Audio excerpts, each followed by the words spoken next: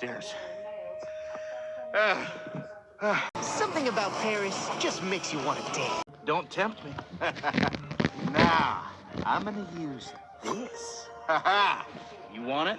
Come get it.